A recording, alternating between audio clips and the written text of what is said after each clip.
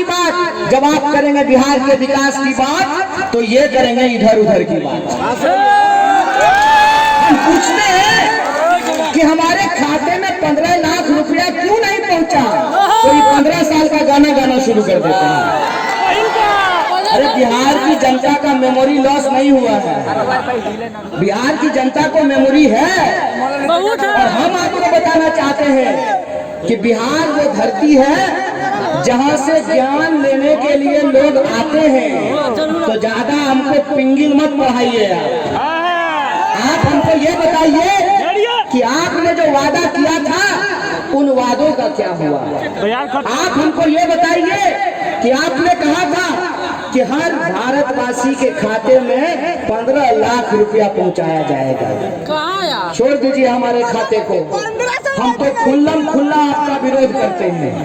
तो हमारे खाते में नहीं पहुंचा तो कोई बात नहीं है, आप लोगों के खाते में 15 लाख पहुंचा।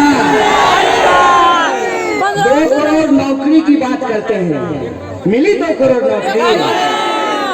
ये अपना वादा छोड़ करके दूसरे के शासनकाल को याद दिलाते हैं। आखिर इनकी मनसा क्या है? इनकी मनसा ये है कि ये डर के आगे जीतना चाहते हैं। ऐसा है, माउंटेन ड्यू का प्रचार नहीं चल रहा है, माउंटेन ड्यू का प्रचार नहीं चल रहा है कि डर के आगे जीत है। ये बिहार की धरती है, यहाँ संघर्ष के आगे जीत है। इस बात ये धरती महात्मा बुद्ध की धरती है, जहाँ सत्य और अहिंसा की बात की जाती है। ये धरती भगवान महावीर की धरती है, जहाँ सत्य और अहिंसा की बात की जाती है। ये धरती गुरु गोविंद सिंह की धरती है, जहाँ त्याग और बलिदान की बात की जाती है। ये धरती बाबू वीर कुंवर सिंह की धरती है, जो हंसते हंसते अपने जान को कुर्बान करना जानते हैं। ये धरती पीर अली की धरती है, ये धरती बख्तक मियां की धरती है, जिसके बंदा वफादारी कूट कूट कर भरी हुई है। ये धरती सामाजिक न्याय की परंपरा की धरती, ये धरती कर्पूरी ठाकुर की धरती है। ये धरती ऐसे लोगों से भरी पड़ी है जो अपने आंदोलनों से, अपने संघर्षों से इस देश को आगे बढ़ाने में अपना योगदान किया है। ये धरती स्वामी सहजानंद सरस्वती की धरती है। इसीलिए बाहर से आकर के ज्यादा हमको ज्ञान मत दीजिए। दूसरे राज्य के मुख्यमंत्री आते हैं जोगिया और बिहार में क्या होगा ये बताते हैं। अपन उपाय न सूरदास प्रधानमंत्री जी आए थे, प्रधानमंत्री जी एनडीए का फुल फॉर्म बता रहे थे, एनडीए का मतलब बता रहे थे। हम भोजपुरी बोलने वाले लोग हैं चंपारण के, और बहुत मीठा भोजपुरी बोलते हैं। एनडीए का मतलब जानते हैं क्या है? नहीं दे बाबा, नहीं दे मबकी, उनकी नहीं दे, एम से मैं, डी से दे, ए से एम की नहीं दे। जुमला चल गया है आपका, अब की हमको जुमला नहीं चाहिए, ठोस बात बताइए। और बिहार की जनता जिन समस्याओं से जूझ रही है उसका हिसाब किताब दीजिए।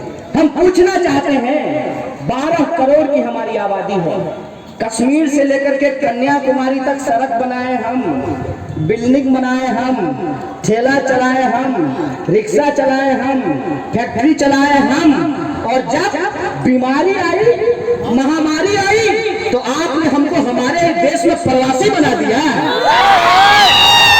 जिन लोगों ने हमको हमारे ही देश में प्रवासी बनाया है, उनसे हिसाब किताब चुकता करने का वक्त आया है।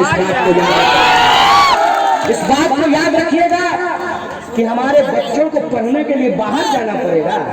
क्या जरूरी था हमको पीएचडी करने के लिए बाहर जाने का? यहीं पढ़ते ना। बिहार में ही यदि पटना विश्वविद्यालय को सेंट्रल यूनिवर्सिटी बना दिया गया होता तो यहीं पटना में रह करके पीएचडी करते। और कभी कभी ये लोग, जैसे सियार लगा हुआ आपने सुना होगा, कभी ये लोग जबरदस्ती बिहारी बनने के लिए लिट्टी चोखा खाते हुए नजर आते हैं। ऐसा है, खाली लिट्टी चोखा हम लोग नहीं खाते हैं, हम लोग मुजफ्फरपुर में लीची भी उगाते हैं, में केला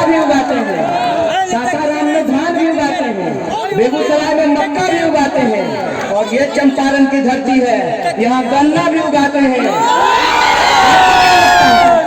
आपको क्या लगता है कि बिहार में टीवी सीरियल चल रहा है? टीवी सीरियल नहीं चल रहा है।